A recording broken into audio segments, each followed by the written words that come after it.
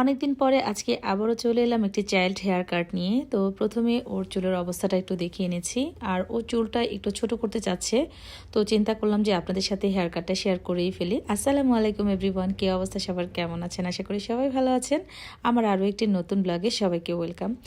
Hair cut করার আগে প্রথমে যে কাজটা আমি করে থাকি, কতটুকু লেন্থ রেখে সে চুলটা কাটতে চাচ্ছে সেটা কিন্তু ক্লায়েন্টকে জিজ্ঞেস করে নিই, তারপর কিন্তু আমি হেয়ার কাট শুরু করি। তো প্রথমে ক্লায়েন্টকে দেখানো হয়েছে সে কতটুকু লেন্থ রাখতে চাচ্ছে, তো সেই অনুপাতে কিন্তু আমি হেয়ার কাটটা শুরু করে দিয়েছি। আর বাচ্চাদের চুল কাটার ক্ষেত্রে আমি সবসময় একটা জিনিস লক্ষ্য করেছি, বেশিরভাগ মায়েরা তাদের বাচ্চাদের চুল একেবারে শর্ট হেয়ারটাই বেশি পছন্দ করে। তার কারণ হচ্ছে এই সময় বাচ্চারা স্কুলে যায়, তাদের চুলের যত্ন সেভাবে করতে পারে না। তাই শর্ট হেয়ার হলে দেখা যায় চুলটা অনায়াসে আঁচড়ানো যায়, আর চুলটা সেভাবে জট পাকায় না। আর আমি যে কাটটা করতেছি, এই কাটটা আপনারা অনেকেই হয়তো বব কাটও বলতে পারেন, আবার অনেকে এই হেয়ার কাটটাকে আপেল হেয়ার কাটও বলে থাকে। তো যাই হোক, এটা অরিজিনাল কী নাম আপনারা অবশ্যই কমেন্ট সেকশনে জানাবেন। আর আমরা শুরু থেকে এই হেয়ার কাটটাকে ব্লাঙ্ক কাট বলে থাকি। আর এই হেয়ার কাটটা কিন্তু বাচ্চাদের খুবই মানায়। আর সব বাচ্চারা কিন্তু বেশিরভাগ আমাদের সেলুনে আসলে এই হেয়ার কাটটাকেই পছন্দ করে। আমি প্রায় আপনাদের সাথে হেয়ার কাট যখন শেয়ার করি, বেশিরভাগ আপনারা দেখে থাকবেন যে হয়তো বাচ্চারা এই কাটটাই বেশি আমার কাছে দিয়ে থাকে। তো যাই হোক, আমার হেয়ারটা মোটামুটি কাটা হয়ে গেছে। এখন ফ্রন্ট সাইডটাকে আমি একটু ট্রিম করে দিচ্ছি, যেহেতু সামনে ওর আগে থেকে একটু চুলটা কাটাই ছিল। তো জাস্ট এটাকে সামনে দিয়ে যতটুকু একটু শর্ট করে আমি চুলটাকে একটু ট্রিম করে দিচ্ছি।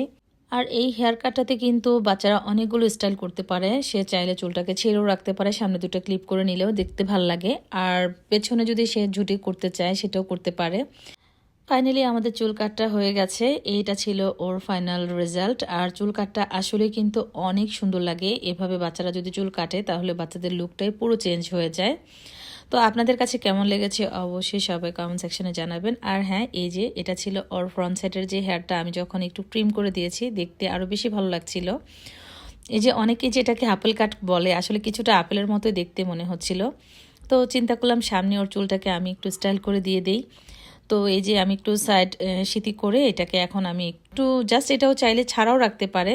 তো আমি চিন্তা করলাম যে যেহেতু ও এখন এখান থেকে বেরিয়ে যাবে, তো চুলটা এখন ছাড়া রাখলে মুখের উপরে এসে পড়বে, তা আমি এভাবে একটু স্টাইল করে বেঁধে দিচ্ছিলাম। তো আর বাচ্চাদের মায়েদেরকে আমি যখনই বাচ্চারা চুল কাটতে আসে, আমি ওদেরকে বলি যে আপনারা চুলটা এভাবে বাঁধতে পারেন, বা এভাবে করলেও বাচ্চাদেরকে বেশি ভালো লাগবে। তো অনেক সময় বাচ্চাদের মায়েরা কিন্তু খুবই খুশি হয় যখন আমি চুলটাকে এভাবে একটু বেঁধে দেই।